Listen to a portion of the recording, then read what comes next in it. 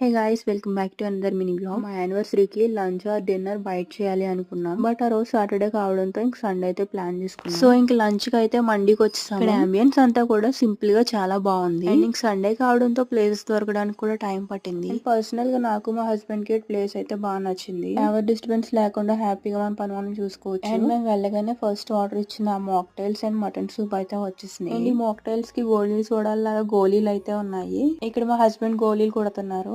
నాకేమో blue colour, తనకేమో lemon flavour చెప్పాము. But blue colour flavour అంత నచ్చలేదు. టేస్ట్ స్వీట్ గా అనిపించింది. ఇంకా నాకు ఆ బ్లూ ఫ్లేవర్ నచ్చలేదని తనకి ఇచ్చేసి నేనైతే లెమన్ తీసేసుకున్నాను. కొంచెం టేస్ట్ బాగోపోయినా అలాగే తాగుతున్నారు.